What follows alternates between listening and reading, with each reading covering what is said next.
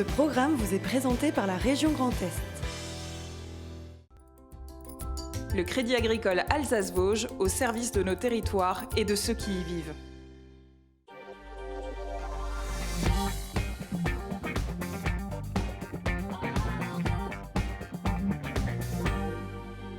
Madame, monsieur, bonsoir, bienvenue pour une heure d'actualité 100% Alsace, 100% régionale avec une belle surprise. Les deux plus belles femmes d'Alsace seront sur ce plateau. Je veux bien sûr parler de Vera Bosniak et de son invitée Serena Politano, mannequin et candidate Miss Internationale France.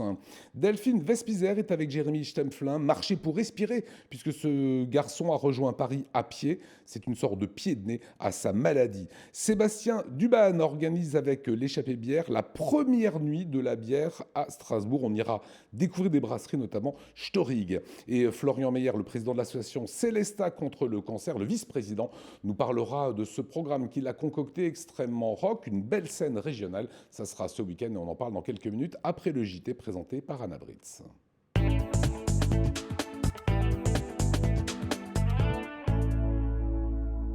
Bonsoir à tous. Et à la une de ce JT, quel est le rôle des lobbies dans notre démocratie ? Le député alsacien Sylvain Waserman organise 48 heures de réflexion sur la question à l'Assemblée nationale. La culture est à l'honneur sur le campus universitaire avec la deuxième édition du festival démonstratif consacré aux arts de la scène. Mais pour commencer, les auxiliaires de vie scolaire devenus AESH, accompagnant des élèves en situation de handicap, se sont rassemblés devant le rectorat aujourd'hui avec le soutien des syndicats. Ils dénoncent notamment des conditions de travail précaires et un accès à la formation insuffisant. On les écoute. Nous avons un emploi précaire. Nos temps de travail, c'est un temps de travail incomplet qui nous est imposé, puisque moi je travaille 24 heures par semaine, je suis payée 20 heures par semaine. Donc il y a 4 heures qui ne sont pas rémunérées quand c'est un contrat aidé. Et ensuite, bien simplement parce que nous gagnons moins de 700 € net par mois. Alors que nous travaillons quand même énormément. Des fois, c'est un travail très compliqué. On peut se trouver face à des enfants violents. L'année dernière, c'était mon cas.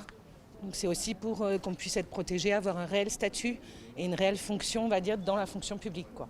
Aujourd'hui, on est des invisibles. On n'a pas vraiment de réelle formation, parce qu'il y a des choses, par exemple, comme la langue des signes, notamment pour les petits maternels qui sont non-verbaux, qu'il serait important qu'on puisse signer avec eux, parce que certains enfants pratiquent cette langue des signes.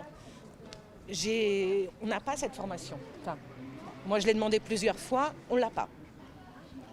Un enfant violent, oui, quand vous dites « mais qu'est-ce que je fais s'il fait une crise ?» On m'a répondu « vous prenez une veste et vous la mettez dessus ». Voilà. Des propos recueillis par Martin Covell et Romain Hirt. Voitures autonomes et mobilité propre sont au cœur des débats à la Maison de la Région à Strasbourg jusqu'à demain. Plus de 300 experts, industriels, entrepreneurs et même anciens ministres participent au 4e forum franco-allemand des mobilités. Avec une question, sommes-nous prêts pour ces changements ? Élément de réponse avec Jean Rotner, président de la région Grand Est. Il y a encore beaucoup de pédagogie à faire. La pédagogie, c'est celle du quotidien, c'est celle de savoir parfois ne pas rentrer dans un magasin avec sa voiture, comme on dit, mais de la laisser, d'utiliser les transports en commun, d'avoir simplement une responsabilité citoyenne dans la transition durable.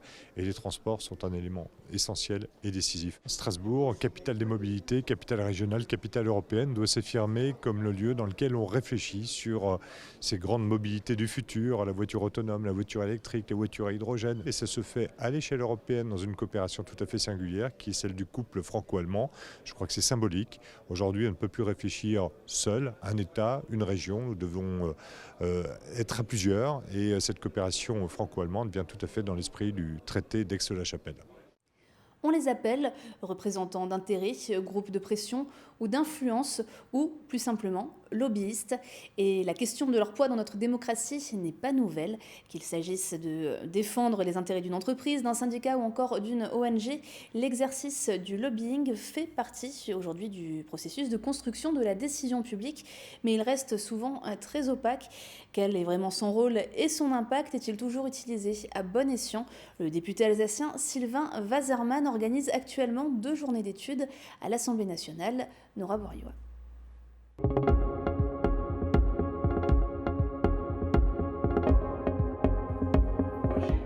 La question de la place des lobbies au Parlement et sur leur méthode pour influencer sur les projets de loi n'est pas nouvelle.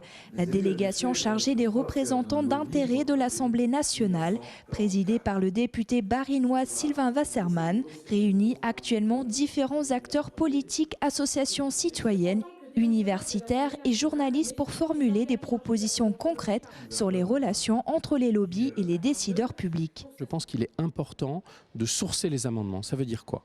Quand vous êtes député, vous allez avoir par exemple la Confédération des apiculteurs ou des chambres de métiers qui va venir vous voir en disant il y a un problème. Et nous, on vous propose cette solution. Pour moi, il n'y a pas de honte qu'un député dise « j'ai vu les apiculteurs ». Je suis convaincu, il propose une évolution de la réglementation pour permettre de développer les ruches, je ne sais pas quoi. J'adopte cet amendement, mais je source cet amendement, j'explique d'où il vient. Et moi, je n'ai pas de honte à dire j'ai été convaincu par les apiculteurs et la Fédération nationale des apiculteurs, donc je porte cet amendement qui vient d'eux. 30 propositions sont à débattre et seront enrichies notamment grâce aux tables rondes et à l'atelier numérique citoyen lancé pendant ces 2 jours. Dès ce matin, des collaborateurs, anciens députés ou encore associations ont participé sur la plateforme numérique Klaxon.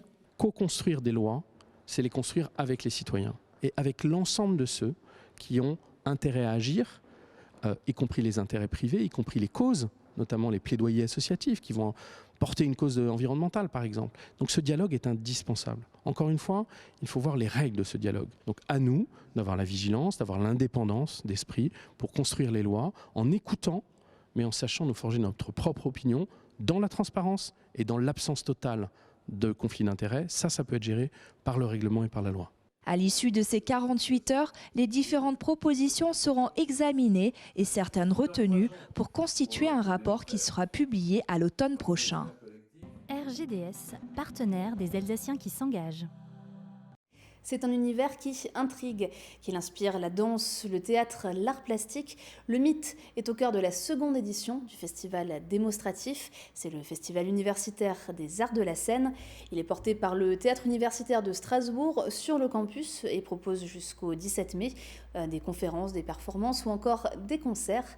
Un reportage de Martin Covel et Camille Roland.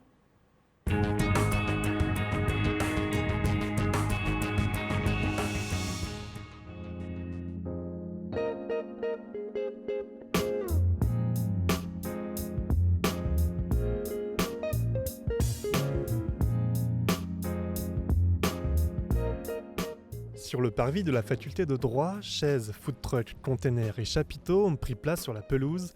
Tout invite les étudiants à se retrouver hors des classes. Et c'est là l'idée du festival démonstratif, rassembler les universitaires et proposer de la création artistique directement sur le campus. Le temps d'une semaine, cet événement éclectique s'organise autour d'une thématique, les mythes persistants.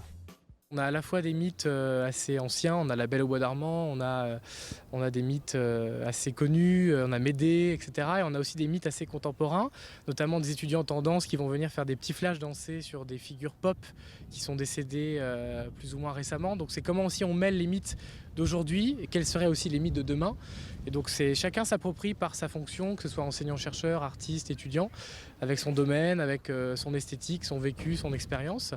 Et donc ça donne une forme assez inédite parce qu'on a des hypothèses par la performance, par la conférence, par le spectacle, par le concert. Donc c'est vraiment un endroit de rencontre. Lieu de rencontre, le festival rassemble des compagnies, artistes et collectifs, émergents ou déjà professionnels et qui viennent d'un peu partout en France et même d'Europe. C'est le cas du collectif d'écriture Entropie, venu tout droit de Suisse. Fondé en 2017, son nom signifie « ce qui est imprévisible chez l'homme ». Hier soir, c'est dans un container qu'ils se sont produits. Assis dans le noir, les spectateurs ont assisté à une performance dans laquelle l'univers se raconte, depuis le Big Bang jusqu'à l'instant présent. Toute hiérarchie est absence, et tout est vie. C'est la grande leçon de mon adolescence. Personne n'a le droit de parole. D'ailleurs, voilà la Terre. L'idée de base, c'est de faire réfléchir à ce que l'être humain peut avoir de microscopique par rapport à la fois au temps et à l'espace, puisque justement, l'idée de la performance, c'est quelque chose d'un peu impossible que seul le langage permet, c'est-à-dire de synthétiser des milliards d'années de formation géologique, biologique, moléculaire, jusqu'à ce que nous, on ait aujourd'hui et ça se termine sur une interrogation sur qu'est-ce qu'on veut après. Donc je pense que la principale idée, c'est de nous remettre à notre échelle. Il y a une partie jeu qui va introduire une partie vidéo et il y a tout l'aspect aussi d'installation un peu immersif de l'espace dans lequel on est. Et donc le but c'est de permettre une entrée aussi à travers différents médias et d'avoir quelque chose de plurimédial qui se joue à la fois en 3 dimensions, en 2 dimensions. Un autre artiste s'est invité le temps du festival. Habitué à se produire sur des lieux insolites, l'artiste Faussaire s'est proposé de colorer les containers du festival avec 3 fresques. Une façon pour lui de rendre le street art accessible à tous. Je pars sur une déesse, sur Zeus qui se bat contre Superman. Et le dernier, c'est sur les loups-garous. J'ai commencé dans la rue quand j'étais plus jeune. Après, je me suis dit, ouais, j'aimerais bien faire ça, apporter un petit truc un peu nouveau. Du coup, j'ai commencé à aller faire des toiles sur des sommets, par exemple des volcans, dans les Calanques à Marseille ou différents endroits. La vision du street art, pour moi, ça ne se limite pas juste à la rue parce que directement, c'est associé au béton, à la rue, tout ça. Et je me dis non, le street art, en fait, la rue, elle est accessible à tout le monde. Et la rue, ça peut aussi bien être au milieu de Paris qu'en haut d'une montagne ou n'importe quoi. Des lectures participatives, des ateliers d'écriture sur les mythologies personnelles, des performances et des soirées festives viendront animer le village jusqu'à la fin de la semaine. Et lorsque héros grecs, créatures mythiques et figures iconiques n'auront plus de secrets pour les étudiants, le festival espère bien devenir lui-même une légende sur le campus.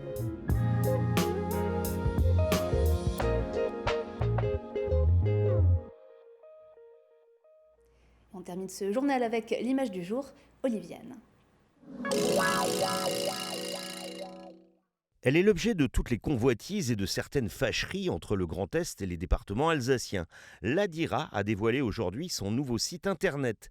L'expression « agence de développement économique » n'apparaît plus, mais l'Adira se présente plutôt comme un facilitateur pour les entreprises et les élus. Et il est vrai que le site est très intuitif et vous permet de naviguer en sélectionnant vos centres d'intérêt. Et il précise même que faire appel à eux est anonyme et gratuit. Voilà pour l'actualité. Merci beaucoup Anna Britt, son accueil Vera et son invité Serena Politano. Les 2 plus belles filles d'Alsace, je l'ai dit. Sébastien Duban, venez nous rejoindre. On va parler de bière. Florian Meyer, président de l'association Célesta contre le cancer. Ça sera une grosse manifestation musicale tout le week-end à Célesta et on en parle juste après Le Temps en Alsace.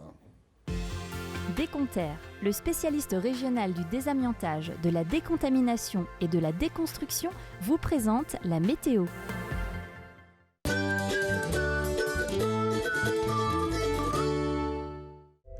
Bonjour à tous et bienvenue sur Alsace 20. Alors en ce jeudi matin, eh bien, vous allez avoir quelques nuages. Si vous êtes du côté de Saverne, une alternance cette fois-ci de passages nuageux et d'éclaircies de Wissembourg jusqu'à Strasbourg. Partout ailleurs en Alsace, un ciel très dégagé et il en sera de même si vous êtes chez nos voisins de la région du Bade-Württemberg.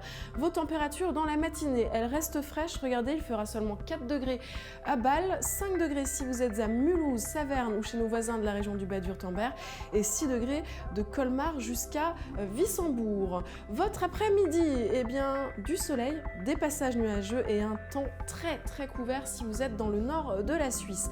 Les températures dans votre après-midi, eh bien, elles seront agréables. 15 degrés si vous êtes à Bâle, 17 degrés ce sera la maximale à Sierentz, 16 degrés partout ailleurs en Alsace et chez nos voisins allemands. Que va-t-il se passer en ce vendredi ? Eh bien, des températures agréables puisqu'il fera 20 degrés dans votre après-midi et une alternance de passages nuageux et d'éclaircies. On célèbre en ce jeudi 16 mai les honorés. Le soleil se lèvera à 5h47 pour nous dire au revoir à 21h03. Excellent moment à tous sur Alsace 20 et j'ai le plaisir de vous retrouver dès demain.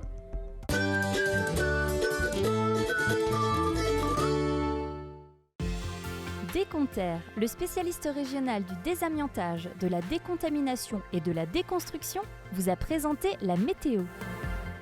On va parler de bière ce soir avec l'échappée bière. Vous en êtes le dirigeant Sébastien Duban. On est ravis de vous accueillir et vous organiser. Alors écoutez bien, c'est un sacré périple. La première nuit de la bière à Strasbourg. Il y avait déjà eu ailleurs, dans d'autres régions. Exactement. La première a eu lieu l'an dernier à Lille, haute site brassicole d'envergure. Et maintenant, on innove en Alsace avec la première nuit qui débarque le 7 juin, donc à Strasbourg. Qu'est-ce qu'on peut dire ? Vous êtes un birologue ? On peut parler de birologie, oui, c'est le terme qui est utilisé. On parle de zytologie, birologie, zytologie également. Pourquoi Zytos par rapport à l'Antiquité, où qu'on est à l'origine du mot bière, on parlait de zytologie. D'accord. Le terme aujourd'hui est entré au Larousse depuis mai 2018, biérologie, donc on parlait de birologie. Ça c'est classe, Serena, Ouais. je suis zytologue. Personne ne comprend, Voilà, mais c'est c'est plutôt ça, pas mal. ouais, ça. Ça va se passer le 7 juin, c'est un vendredi, ça va commencer à 19h pour le premier soir évidemment, et ça se termine à 5h du matin. Entre 19 et 5h du matin, on va parler de bière, je vous l'ai dit. Que va-t-il se passer ? Alors déjà, il va se passer la découverte de beaucoup de choses.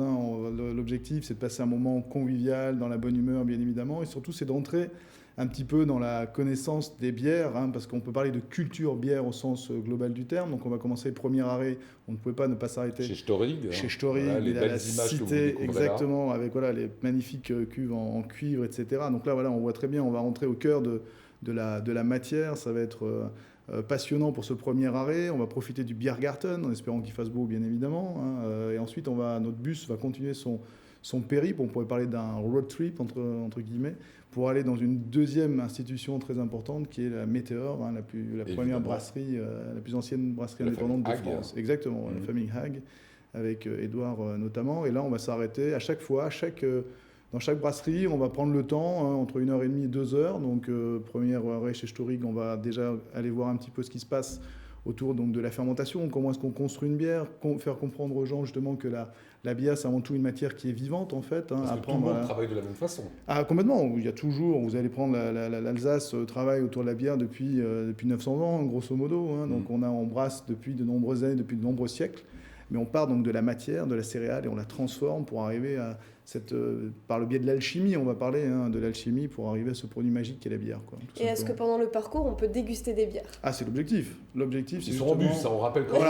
Voilà. On emmène les gens en bus. Voilà, l'objectif, c'est ça. Donc toujours dégustation, on parle bien de dégustation. L'objectif, c'est justement d'aller voir le travail passionnant que font les brasseurs. C'est-à-dire qu'on va avoir 4 arrêts, donc rapidement Storig, Météor, Uberard, donc jusqu'à Pfaffenhofen, donc Eric Trossa qui était l'un des premiers à recréer en 1999 donc la brasserie Uberard, et on finira donc chez Christian Hartzner, donc brasserie Perle à la Méno, donc 4 brasseurs. Et là, vous improvisez une discothèque fantastique. C'est ça, exactement. L'objectif, c'est ça, c'est le côté. Après 3 bières. C'est ça, le côté ludique. C'est le côté ludique également. Ne pas oublier l'ADN de la bière, c'est quand même la convivialité. C'est de dire voilà, il existe bon nombre de nuits en France, la nuit des musées, la nuit des cathédrales, la nuit blanche. La nuit de la bière, c'est aussi ça, c'est d'aller voir un petit peu comment se passe la culture bière en passant un bon moment. Alors vous êtes un vrai spécialiste de la bière. Delphine Vespizer l'avait même découvert, vous étiez avec elle dans votre Alsace avec Delphine, et vous allez voir quelques spécificités. Là, c'était sur Strasbourg, regardez. Là, on se trouve au Pont Saint-Martin. Et pourquoi est-ce qu'on s'arrête sur le Pont Saint-Martin ? Parce qu'on a déjà une très belle vue sur la Petite France de manière générale, avec cette enfilade de maisons. Et surtout parce qu'on a donc les anciennes glacières de la ville donc de Strasbourg, qui était située juste derrière nous. Et on a utilisé pendant donc des années, en fait la force hydraulique de l'eau exactement ici, pour installer les glacières qui alimentaient l'ensemble du quartier ici de la Petite France, mais surtout qui permettaient de réfrigérer en fait la bière avant qu'on ait les systèmes de refroidissement, de froid industriel, etc. On produisait de la glace qu'on envoyait dans les anciennes glacières. Donc des pains de glace. Exactement, qu'on envoyait dans les glacières, que ce soit à Königshofen, à Kronenbourg ou encore à Schiltigheim, en fait, tout simplement. Voilà, et ça c'était le Strass Beer Tour. D'où elle vient cette passion pour la bière, Sébastien ? Alors je vais dire, je remonte en 98, on va dire, première incursion à Pilsner, à Plzeň, en République tchèque, donc à 500-600 km d'ici, découverte de la Pilsner Urquell, qui est l'étendard, enfin dire l'étalon de la Pils.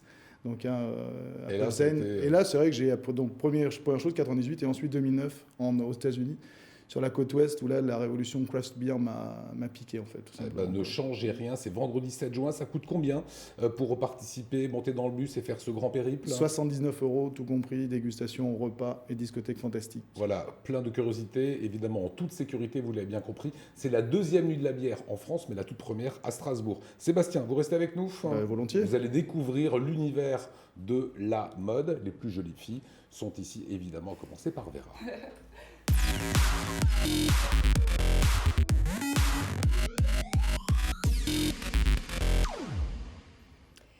Salut à tous. Alors elle ne fait pas 1m70, pourtant elle cumule les titres. Il s'agit de Serena Politano. Bonsoir Serena. Bonsoir. Vous êtes toute jolie. Merci. Est-ce que tu peux nous parler un petit peu de ton parcours? Parce que voilà, tu as eu plusieurs titres. Alors déjà merci pour l'accueil. Je m'appelle Serena Politano, j'ai 21 ans. Dans la vie, je suis étudiante en Master 1 en styliste design. Et du coup, j'ai commencé les concours de Miss en 2015 par l'élection Mademoiselle Alsace, donc, où j'ai eu la chance de représenter l'Alsace, du coup, à l'élection Mademoiselle France, où j'ai obtenu le titre de deuxième dauphine Mademoiselle France. Par la suite, j'ai déménagé du coup sur Paris pour mes études. Donc, j'ai eu aussi la possibilité de représenter la région Île-de-France à l'élection du coup Miss Prestige France.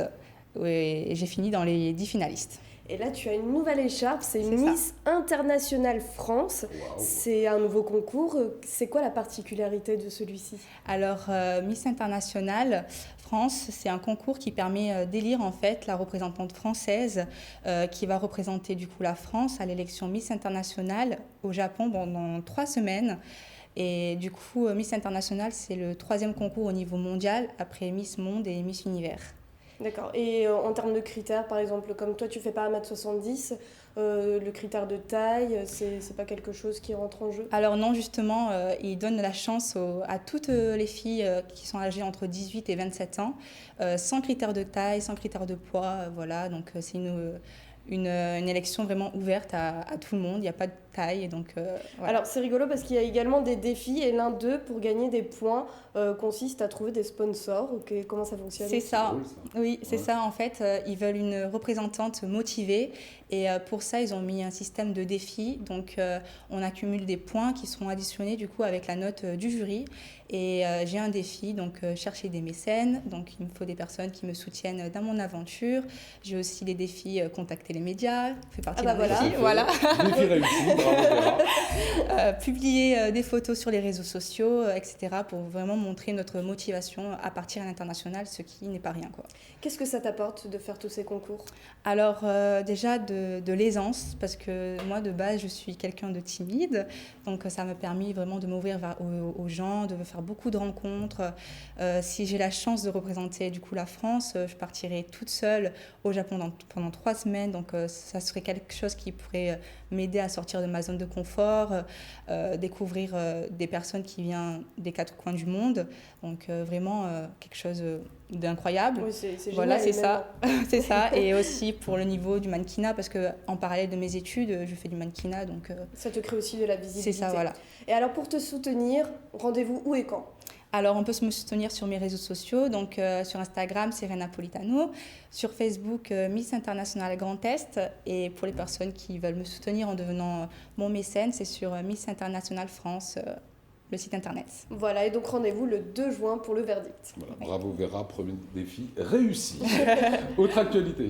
Alors Lionel, jusqu'au 31 mai a lieu la campagne internationale de levée de fonds, un baiser d'adieu à la sclérose en plaques. Voilà, j'ai le petit t-shirt, c'est écrit ici. Alors il faut savoir qu'en France, il y a plus de 100 000 personnes qui sont atteintes de cette maladie, donc, dont 75% de femmes. La campagne consiste à inciter un maximum de monde en fait, à réaliser des challenges pour collecter des fonds. Alors vous pouvez parcourir 80 volcans, courir un marathon ou simplement porter du rouge, hein, vraiment vous avez le choix.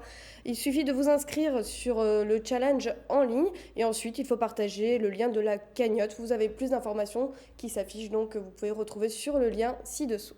Voilà, vous avez tout noté. Et un petit coup de cœur pour finir. Alors, c'est la fresque géante qu'on voit en ce moment en ville. Alors, plus précisément, quai des Bateliers à Strasbourg. Alors, regardez, je trouve qu'elle est vraiment super jolie.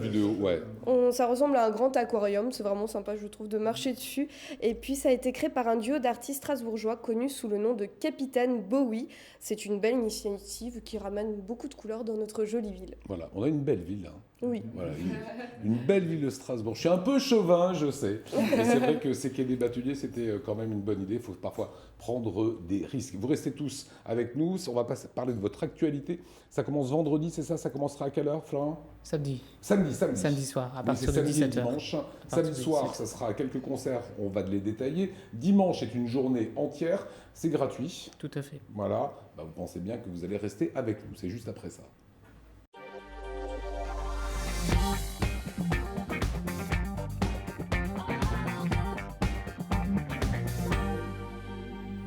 Et Florian Meyer est le vice-président de l'association Célesta contre le cancer. C'est notre invité. Comment allez-vous, Florian? Très bien. Chaque année, vous passez par Alsace 20. Tout à fait. Chaque année, vous mettez la barre un peu plus haut pour évidemment récolter des fonds. On va y venir.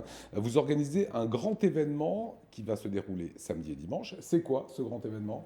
Alors, c'est le même événement qu'on fait justement depuis 7 ans. Et donc, c'est un événement musical donc, où ça permet d'avoir un peu plus large public, puisque voilà, les conférences, c'est un peu barbant, voilà, les gens ne viennent pas forcément, et là, ça permet de toucher un très large public. Donc, divers concerts, des animations, des buvettes, la restauration, enfin. Voilà, on a vu les deux affiches du samedi et du dimanche. Hein. Qu'est-ce qui va différencier les deux événements entre le samedi et le dimanche? Alors, le samedi soir, c'est vraiment plus jeune, plus fêtard, puisque vraiment, c'est une programmation, on a des DJ. Pour Sébastien Ban, ok. Ouais, voilà. Exactement. Donc, vraiment des DJ. Et puis, le dimanche, c'est plus familial avec des artistes de la scène nationale et puis aussi locale.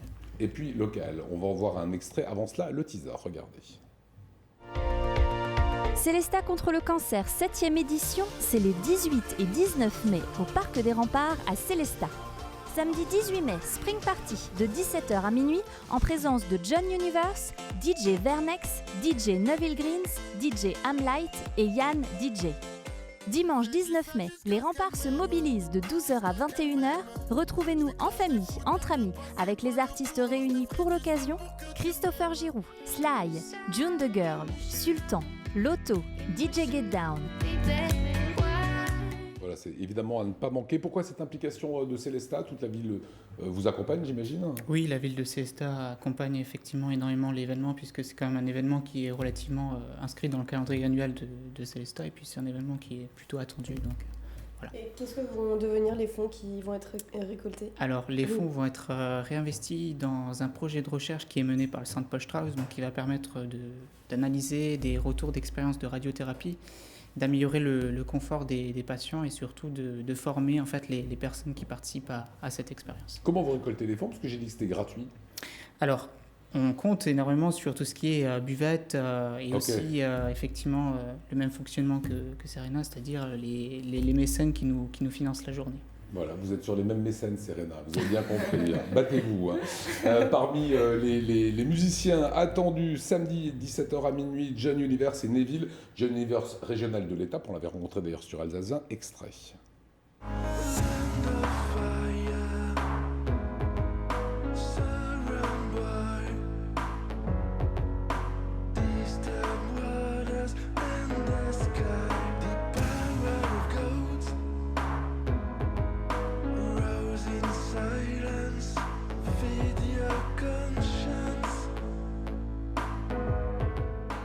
Voilà, Universe, vous les verrez donc ce samedi à Célesta. Qu'est-ce qui vous a poussé à vous engager, Florian, dans cette lutte contre le cancer? Alors, c'est principalement le décès de la maman de ma conjointe qui nous a effectivement mené à mener ce combat-là pour, en termes d'hommage. C'était l'année suivante le décès. Donc, c'est une question d'hommage et c'est aussi pour sensibiliser vraiment un très large public. Voilà, une personne sur 4 aura un cancer ou a eu un cancer. Une personne sur 4. Voilà, on est 5, vous imaginez les statistiques que vous pouvez faire derrière. Les autres années, vous avez pu récolter combien sur cette lutte? Ça varie en fonction des années de la programmation. Il peut y avoir des années où il y a une très bonne programmation et ça attire du monde, donc on peut drainer jusqu'à 2 000 à 3 000 €, et des années où c'est un peu plus calme, voilà, en fonction de la météo, en fonction de la programmation. Et ben, ça dépend de la programmation. Il y aura Christophe Giroux, nous on l'aime beaucoup, Christophe Giroux, strasbourgeois que vous retrouvez à peu près sur toutes les scènes. Il reprenait du Eminem en acoustique, ça donne ça. Yo, his palms are sweaty, knees weak, arms are heavy. There's vomit on the sweat already. Mom's spaghetti, he's nervous, but on the surface he looks calm and ready to drop bombs. But he keeps on forgetting what he wrote down. The whole crowd goes so loud. He opens his mouth, but the words won't come out. He's choking how? Everybody's joking now. The clock's run out, time's up, over blah. Snap back to reality. Oh, there goes gravity. Oh, there goes a rabbit. He choke. He's so mad, but he won't give up. That is enough. He won't have it. He knows he's all back to this road. It don't matter. He's dope. Voilà, ne manquez pas évidemment ces excellents concerts. Ça se passera le dimanche avec notamment Christophe Giroux qu'on vient de voir, avec DJ Get Down, avec Sly, Sultan et June the Girl. Un dernier mot sur les bénévoles. J'imagine qu'on organise un événement comme ça, on n'est pas tout seul et on ne paye pas forcément les gens, on a besoin de gens qui vous filent un coup de main. Oui, il faut des volontaires effectivement. Bon, maintenant on en a suffisamment, mais il faut beaucoup de volontaires puisqu'il faut mobiliser des gens sur 2 jours et c'est pas toujours évident. C'est une trentaine de personnes. Une trentaine de personnes. Ouais. Ok. Budget pour les groupes, il faut les payer ? Alors non, les groupes, on ne les paye pas, on paye uniquement les déplacements, c'est-à-dire tout ce qui est hôtel, restauration, et ils viennent gratuitement pour la cause, dont effectivement il y a beaucoup qui sont concernés, qui ont perdu un proche ou qui a un proche qui est malade. Donc, c'est pour la belle cause. Voilà, c'est ça. Voilà, regardez ces affiches, ne les manquez pas. Hein. Ça se passe ce samedi et ce dimanche sur les remparts. Les remparts se mobilisent. Ça va se passer à Célestat. Sébastien, vous aurez plus qu'à livrer la bière. Non, j'irai faire un tour parce que c'est vrai que Christopher Giroux, là, j'ai bien aimé la reprise d'Eminem, je trouve ça sympa. Ouais, il est excellent. On rappelle que votre actualité, cette première grande nuit de la bière, c'est le 7 juin. Deuxième nuit de la bière, ça c'était Natio. Première nuit de la bière chez nous en Alsace. Merci beaucoup Sébastien d'être venu. Merci à vous. Florian. Merci Serena. Avec plaisir. Bonne route, elle va vous suivre, hein, Vera. Oui. Voilà. Merci beaucoup Vera. On va vous libérer. Moi ce que je vous propose c'est de repasser par l'actualité avec votre Alsace, avec Delphine Vespizer. Et ce garçon que nous avons suivi puisqu'il est arrivé à la Maison de l'Alsace, marcher pour respirer. Il était parti de Colmar jusqu'à Paris pour la bonne cause aussi. Delphine.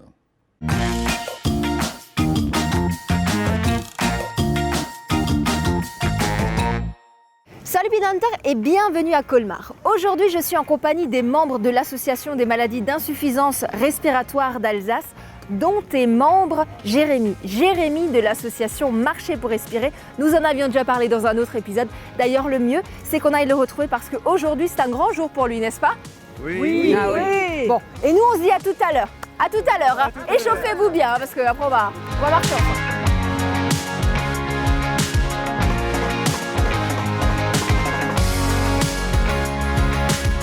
Ah, j'ai trouvé celui que je cherche. Jérémy, toi ici, ça va ? Ça va ? Bon, c'est un grand jour, hein ? Ouais, c'est un grand jour. Qu'est-ce qui se passe aujourd'hui ? Aujourd'hui, c'est le grand départ de la marche, Marcher pour respirer. Après un an de préparation, on est sur le départ. Donc très content, il y a les partenaires, il y a tous les sponsors, il y a les artistes. On attend encore Bob Sinclair qui devra arriver. Tu es là aussi, malgré la caméra, mais un grand jour de départ. Et quel est le but de ce départ ? Là, le but, c'est faire Colmar-Paris à la marche. Donc on va s'élancer aujourd'hui pour 500 km en 12 jours pour montrer aux gens que même malade on peut faire des choses, qu'il faut savoir avancer dans la vie et toujours croire en soi et en ses rêves et comme ça on peut faire beaucoup de choses. Bon nous on va prendre un petit verre et puis tout à l'heure on t'accompagnera pour les premières foulées. Ça marche. Merci à tout à l'heure. Merci.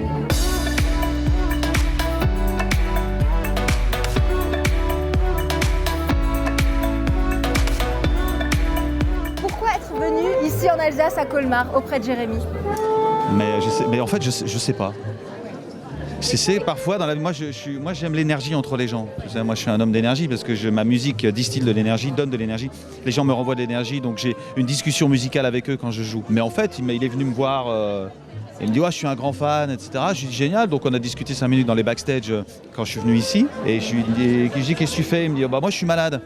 Ah, j'ai dit, ah bon, tu es malade ? C'est ça dans ton métier, c'est dans la vie. Ouais, ça va pas, je suis malade. Et en fait, il en a rigolé. On en a rigolé. Je sais pas pourquoi, il y a quelque chose qui s'est passé naturel, une petite relation naturelle qui s'est liée comme ça. Genre, je fais une story où je suis un peu au soleil, tout ça. Il me dit, regarde, je suis un peu au soleil aussi sur mon lit avec mes trucs dans le nez. Tu sais, voilà, il a une belle énergie et puis il se bat, il a un combat, il y va. Il aurait pu se réfugier dans la larmoyance, dans se plaindre en disant, allô maman bobo. Comment tu m'as fait, je suis très beau. Comment tu m'as fait, je suis malade. Non, mais. Et puis il donne du courage aux gens, tu vois, et je sais pas, il a une belle énergie.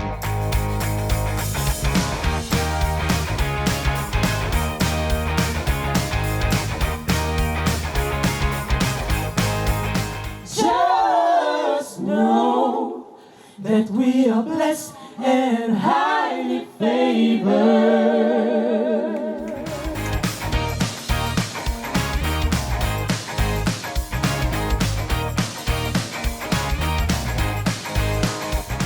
En tout cas, tu as un bout de notre cœur dans le tien. sache-le. C'est gentil. Et on sera avec toi tout au long du parcours, en pensée, et on sera tous à Paris pour t'accueillir. Ça sera triomphal.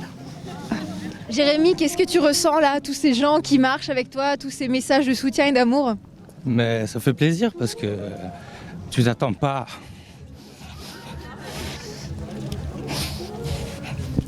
Tu prépares un truc et tu es content quand ça arrive et je vois que ça se passe bien et que tout le monde a été là. J'ai eu un parrain d'exception qui est venu, voilà, qui était là avec le cœur, des gens qui sont vraiment là avec le cœur et voilà, on est tous ensemble et c'est le message qu'il faut passer en fait. Tout seul, on n'arrive jamais à rien faire, il faut être solidaire et la solidarité paye toujours. Arrêter de penser individuel, égoïstement et penser pour la communauté et je pense qu'on peut faire de très belles choses tous ensemble. Et en plus, on a le soleil avec nous. Et en plus, on a le soleil. Ah là là, merveilleux. Bon, on est très bien. Merci beaucoup en tout cas de m'avoir convié à tout ça. On va être avec toi par la pensée pour les autres kilomètres. Et puis, on te souhaite tout de bon. Merci beaucoup. Et nous, on se dit bon monsieur et à bientôt. Je retiens tout, je retiens un moment solidaire, je retiens un moment de fierté tous ensemble avec l'équipe, je retiens les fous rires, je retiens... Le seul moment où j'ai pleuré, c'est hier parce que je sais que j'allais arriver, il y a toute l'émotion qui s'est lâchée. Il faut le vivre. C'est 12 jours de joie, de bonheur, pas de peine. C'est vraiment que de la joie, il faut le vivre. C'est une expérience unique. J'ai eu une équipe unique, une infirmière. Tout le monde, c'était juste magnifique. Place à présent au magazine Vircine Europa. Nous sommes l'Europe et ce sera suivi de l'entreprise de la semaine. Une boîte strasbourgeoise, Ubi Centrex. Moi je vous dis à demain, 19h. Salut.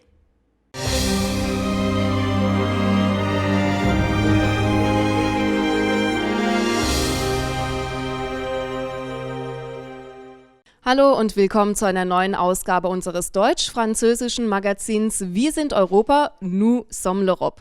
Die Europawahlen am 26. Mai, sie rücken immer näher und deswegen beschäftigen wir uns in dieser Ausgabe auch nochmal mit diesem Thema. Und hallo Fanny. Hallo Isabelle, bonjour à tous et bienvenue pour votre nouvelle édition de Wir sind Europa, nous sommes l'Europe. Les élections européennes se rapprochent, elles ont lieu le 26 mai et aujourd'hui nous sommes à l'école La Karlsruher Schule à Karlsruhe. C'est une université des sciences appliquées. Et nous allons rencontrer Michael Zehr, son président. Genau, wir werden nämlich gleich uns mit dem Präsidenten der Karlsruher Schule hier in Karlsruhe treffen. Er wird mit uns unter anderem über den aktuellen Stand der Umfragewerte zu der Europawahl auch sprechen. Michael Zehr va nous parler de l'état actuel du sondage pour les élections européennes. Alors les affiches électorales sont visibles un peu partout. Beaucoup d'événements sont organisés autour des élections européennes. Les premiers sondages des partis politiques sont tombés il y a quelques semaines et au fur et à mesure également. Qui est en tête en France, qui est en tête en Allemagne? Also die Wahlplakate hängen überall. Es gibt schon einige Umfragen, wer bei den Parteien momentan bei der Europawahlen vorne liegt. Wie sieht es in Frankreich aus und wie auch in Deutschland? Ja, also in Frankreich ist es ganz knapp. Ja, da ist REM genau gleich auf mit den Rechten, mit RN. 21,5 waren die letzten Umfragen. Es wird sehr spannend, ob es nochmal gelingt oder wieder gelingt, sozusagen die frühere Front National auf den zweiten Platz zu verweisen. In Deutschland ist es nicht so knapp, da liegt die CDU-CSU roundabout um 30%. 29 bis 32 waren die letzten Umfragen. Die SPD und die Grünen liegen da sehr nah beieinander, zwischen 16 und 18%. Die FDP 7 bis 8, die Linke 6 bis 8 und die AfD im Moment, Gott sei Dank, bei 10 bis 12. Kann man jetzt schon so 4-5 Wochen vor der Wahl sagen, so in die Richtung wird es dann wirklich gehen oder kann es dann wirklich nochmal Überraschungen dann auch am Wahltag selber geben? Comment s'est passée les dernières élections européennes und y a-t-il en général des grandes différences entre les sondages et les résultats aux élections? Bei der letzten Europawahl in Deutschland waren die Vorhersagen erstaunlich stabil. Um das Prozent herum waren die 4 Wochen vorher ziemlich genau das, was dann kam.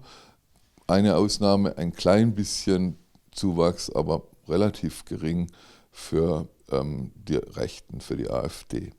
In Frankreich war es letztes Mal anders. Da haben gegenüber der letzten Umfrage alle etablierten Parteien nochmal verloren, Stimmen verloren an die damals Front National. Beaucoup de citoyens ignorent encore ce que c'est l'Europe. Malheureusement, c'est ce que nous disions la fois dernière dans notre magazine, Isabelle.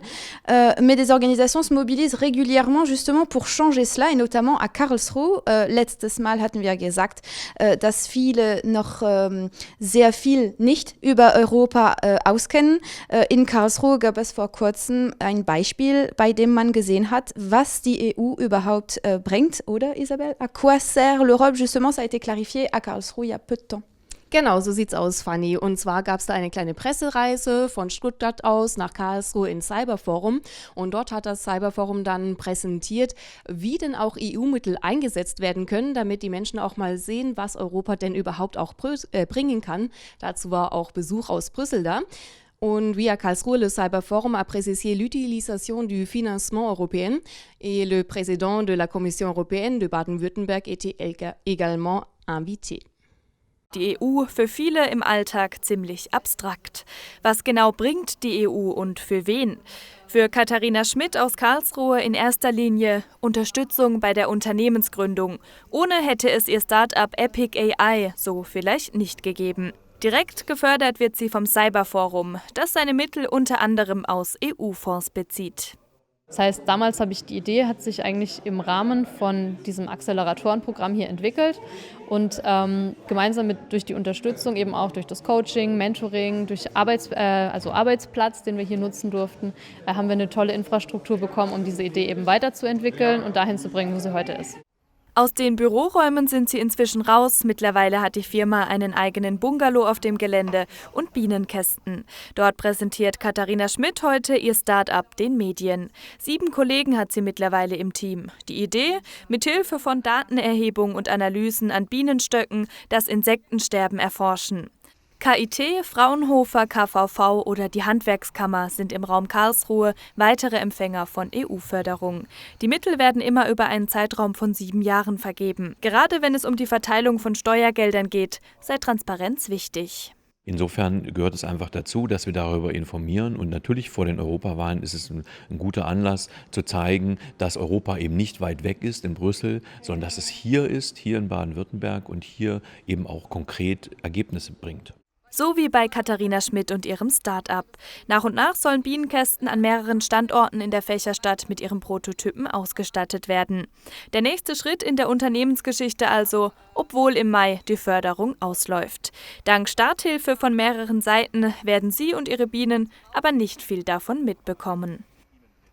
Im Lauf der Jahre, nehmen wir jetzt mal das Datum von 1979, hat die Wahlbeteiligung stetig abgenommen. Was würden Sie denn sagen, woran das liegt? Gibt es vielleicht auch wieder einen Trend nach oben? L'année dernière, les taux de participation aux élections européennes en Allemagne étaient environ 48%, en France environ 43%. Depuis 1979, ce nombre a progressivement diminué. Pourquoi et quel taux de participation est attendu cette année? Ja, 79 war sie hoch. Das war die erste Wahl und alle waren ganz gespannt. Auch wir waren richtig begeistert, dass wir zum ersten Mal an so einer Wahl teilnehmen konnten.